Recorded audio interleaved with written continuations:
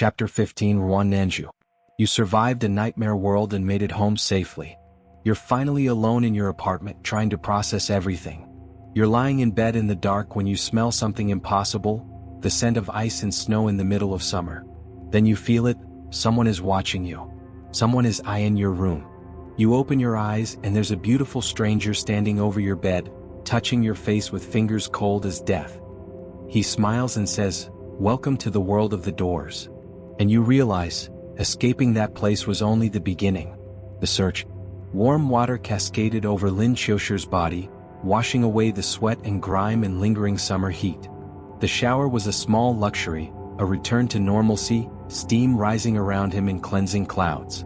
But even as the hot water relaxed his muscles, his mind remained restless, circling around questions without answers. After drying off and pulling on comfortable clothes, Lin sat down at his computer desk. His fingers moved across the keyboard with deliberate purpose, typing 4 characters into the search bar. Bird. The name, or code, or whatever it was, from the paper that had fallen from the bronze lock. He had no idea what it meant, but the internet was vast and deep. If the answer existed anywhere, he'd find it. The search results appeared in a fraction of a second. Lin clicked on the first link, which led to a discussion forum focused on folklore and fairy tales. People were analyzing Grimm's fairy tales, and among the threads, one particular story caught his attention. The tale was variously translated as Fitcher's Bird or Fowler's Fowl depending on the version, but the core story remained consistent across translations. It told of 3 sisters and a wizard who disguised himself as a beggar. Lin began reading, his eyes moving across the screen with increasing unease. The tale. The wizard, in his beggar's disguise, would abduct young women to be his brides. Each captive would be given 2 items, a key and an egg. The wizard would tell the woman he must leave for several days, and during his absence she must not enter one particular room in his house. But curiosity, that most human of failings, would inevitably overcome the prohibition. The woman would use the key to unlock the forbidden door. And behind that door she would find a chamber filled with dismembered corpses, the remains of previous brides who had failed whatever test the wizard had set. In her horror, the woman would drop the egg. It would fall into the blood pooling on the floor, becoming stained with crimson that could not be washed away no matter how desperately she scrubbed. When the wizard returned, he would see the blood-stained egg, proof of her disobedience, and drag her into that same chamber. There he would butcher her with a knife, cutting her body into pieces to join the others. In the story, 3 sisters fell victim to this pattern. The first 2 were killed, but the youngest sister was cleverer. She hid the eggs safely before exploring the forbidden room. When she discovered her sister's remains, she reassembled their body parts with care and precision. And somehow, through magic or miracle or something darker, they came back to life. The youngest sister then used her intelligence to trap and kill the wizard, ending his reign of horror. Lin leaned back from the screen, a chill running down his spine despite the summer warmth of his apartment. They say fairy tales are for children, but this story felt anything but childish. The image it conjured, of a young girl carefully fitting together pieces of her sister's corpses, smiling happily as dead flesh knitted back into living bodies, was deeply disturbing. The casual way the narrative treated resurrection, as if putting people back together was as simple as assembling furniture, made it somehow worse than straightforward horror. The story shared similarities with Bluebeard, but felt more visceral, more graphic in its violence. But what did this have to do with him? Why had this reference been hidden in the lock? Lin tried to connect the fairy tale to his own experience inside the door.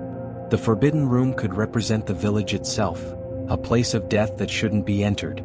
The blood-stained egg might symbolize evidence that couldn't be hidden, proof of having witnessed something forbidden. But the metaphor felt forced, incomplete. If the paper was meant as a clue about his past experience, it was too cryptic to be useful, which meant it might not be about the past at all. Perhaps it was about the future, a warning or prediction of what was to come. Lin thought about the hallway with its 12 black iron doors. He'd only entered one. 11 remained, each potentially containing horrors as bad or worse than the mountain village. The feeling of dread that had been building all evening intensified, becoming a physical weight in his chest. The restless night. Unable to find answers, Lin closed his laptop and lay down on his bed, staring at the ceiling in the darkness. The familiar texture of his ceiling, with its small imperfections and shadow patterns, should have been comforting. Instead, it felt like he was looking at the surface of something alien, something that might crack open at any moment to reveal horrors underneath. His plans had been simple before all this. He'd been preparing to quit his job and return to his hometown, to escape the grinding stress of city life and find something more peaceful. But now everything had changed. Those 12 doors, that cursed village, the impossible reality that lurked behind mundane surfaces. How could he return to normal life knowing what he knew? The events inside the door existed completely outside his ability to understand or rationalize. They violated every natural law, defied every logical explanation. His mind kept trying to fit the experiences into familiar frameworks and failing, leaving him with a jumbled mess of fractured thoughts and incomplete theories. As exhaustion finally began to overcome anxiety, Lin drifted into a light, uneasy sleep. His rest was shallow, the kind where every small sound could jolt you awake, where you hover in the space between consciousness and dreams without fully committing to either. He'd been lying there for perhaps an hour, maybe less, when he heard it, a soft sound in the darkness of his room. Something moving. Something that shouldn't be there. His first drowsy thought was that Chestnut was being active, perhaps knocking something over or playing with a toy. Chestnut. He mumbled, his voice thick with sleep. No response. No familiar meow, no patter of cat feet across the floor. The sound stopped, but something else took its place, a scent. Faint but unmistakable, drifting through his room like a phantom presence. It smelled like ice, like snow, like winter cold in the heart of summer. Impossible. And then, with his eyes still closed, Lin became aware of something else. A presence. The distinct, undeniable sensation of being watched. The visitor. It's a peculiar feeling being observed while vulnerable. Even with eyes closed, even in darkness, some primal part of the human brain can detect the weight of another's gaze. It's an ancient survival mechanism, the kind that kept early humans alive when predators stalked them in the night. Lin felt it now, that burning attention, focused and intense. Someone was looking at him. Someone was very close. His consciousness surfaced rapidly from the fog of near sleep, awareness sharpening as his body flooded with adrenaline. Every instinct screamed that he wasn't alone in his room. There was an intruder in his apartment. "Why do you wake up so easily?" The voice was male, unfamiliar, and far too close. The breath that carried those words brushed against Lin's ear, intimate and invasive, hot against his skin. His cover was blown. Whoever this was had realized he was awake. Lin opened his eyes. The room was dark, illuminated only by pale moonlight filtering through the window.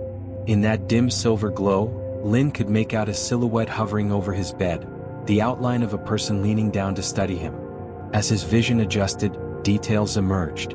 The intruder was a man, and despite the circumstances, Lin's mind registered an absurd observation. He was extraordinarily beautiful. Not pretty in a feminine way, but striking in a manner that transcended simple attractiveness. There was something almost otherworldly about his features, the kind of face that would stop traffic or inspire paintings. The man tilted his head slightly, studying Lin with obvious amusement. His eyes were dark, pupils lost in shadow, making it impossible to read his expression or intent. But his lips curved in a smile that suggested he was enjoying this encounter. "Awake now?" The man's hand moved, and Lin felt fingers trace across his lips, a touch that was both gentle and deeply unsettling. The fingers were ice cold, lacking the warmth of living flesh, but they were exquisitely smooth, like polished jade or carved stone. Lin jerked back instinctively, trying to create distance, but the man's other hand shot out and grabbed his wrist with stunning speed. The grip was like iron, impossibly strong, fingers closing around Lin's bones with enough pressure to make any struggle painful. Lin had the distinct impression that if this man wanted to, he could snap Lin's wrist like a dry twig with barely any effort. "Who are you?" Lin demanded, trying to keep his voice steady despite the fear rising in his throat. "Breaking into someone's home is illegal." The man laughed, apparently finding this response delightful. He leaned even closer, examining Lin's face with the focused attention of someone appraising a valuable object. When he spoke, his voice was soft, almost affectionate, just as cute as I imagined. The words sent revulsion crawling across Lin's skin. This was wrong on every level. The invasion, the forced intimacy, the complete disregard for his autonomy or safety. Just as Lin was bracing himself for whatever violation might come next, the man suddenly released his wrist and reached over to switch on the bedside lamp.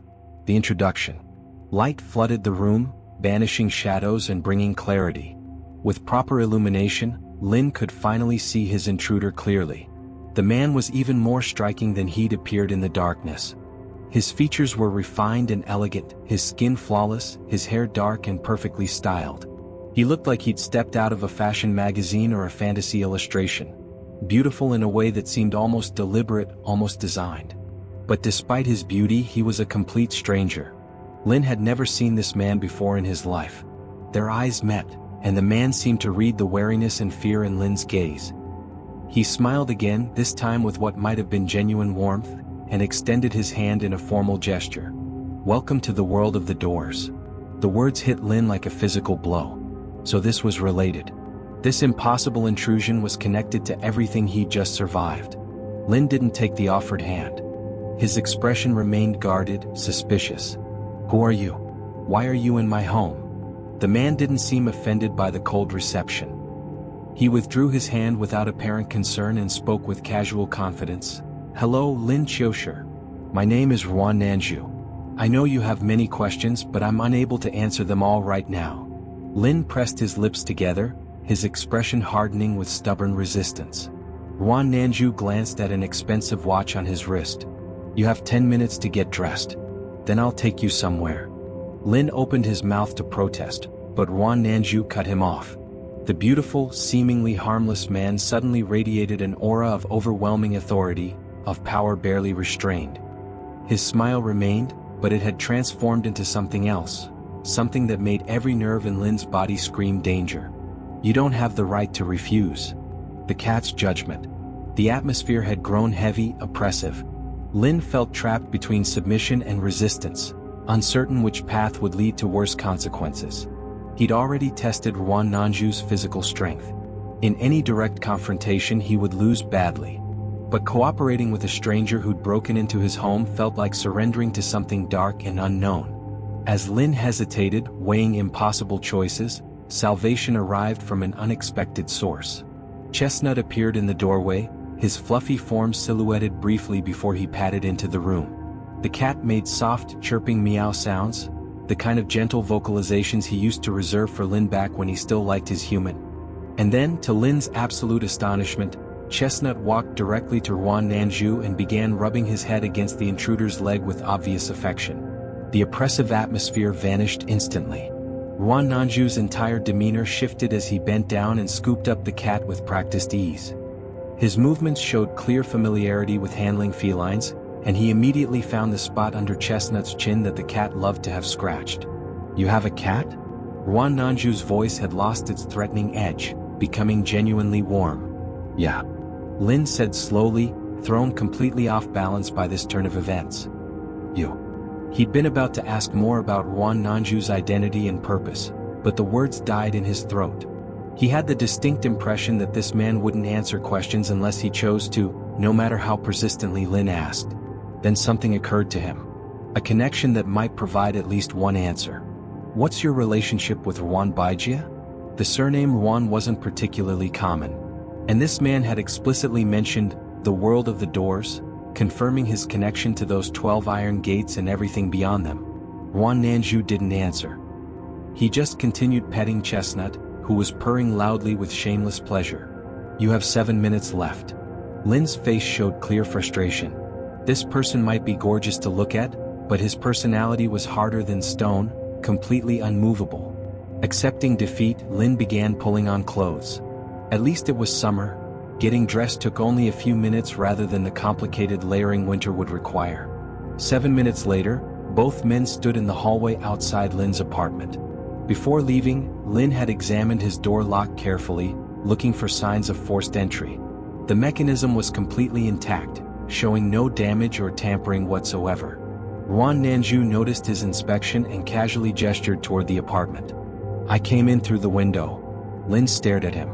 "Ah, very funny." His apartment was on the 16th floor with nothing but open air beyond the windows. Unless Ruan Nanju could fly, that explanation was impossible. Seeing Lin's disbelief, Ruan Nanju didn't bother explaining further. He simply turned and walked toward the elevator. Lin followed behind him, muttering under his breath about how breaking into someone's home was definitely illegal. "Go ahead and report it to the police," Ruan Nanju said without turning around. "See what happens." Lin fell silent. The driver. They descended to the parking garage, where Lin expected to find a car waiting. What he didn't expect was to find someone already sitting in the driver's seat, looking half asleep. Ruan Nanju walked to the vehicle and rapped his knuckles against the window. "Qing Qianli." The young man jerked awake, rubbing his eyes and blinking in confusion. "Ruanji, you finished already?" "Drive?" Ruan Nanju said simply. "Sure." Qing Qianli made an affirmative sound, then turned to look at Lin for the first time. His face lit up with recognition. "He really is pretty cute." Lin's eye twitched. Being called cute by what was clearly a teenage boy was not doing good things for his mood.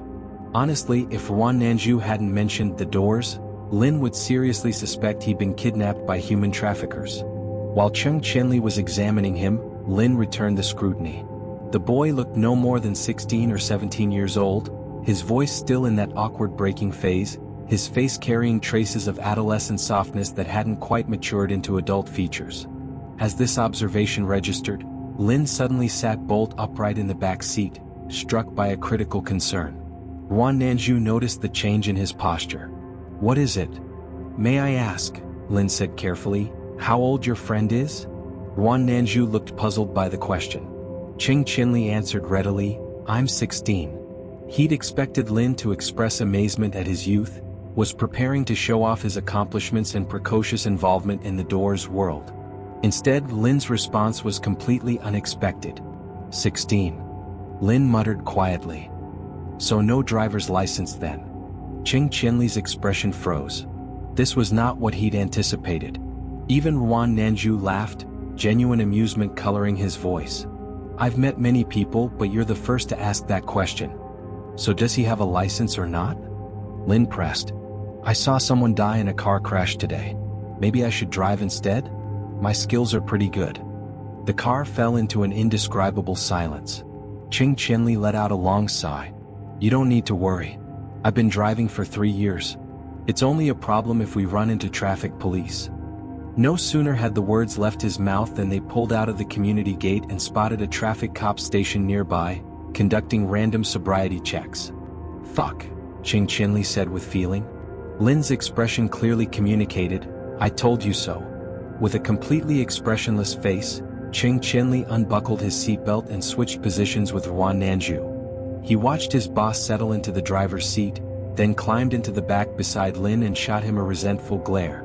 Lin maintained an innocent expression, thinking, "I was just making casual conversation. How could I have known it would be this accurate?" The car pulled away from the curb with Ruan Nanju at the wheel, leaving the traffic checkpoint behind. In the back seat, Qing Qianli continued sulking while Lin stared out the window, watching the city lights blur past. End of chapter 15. To be continued.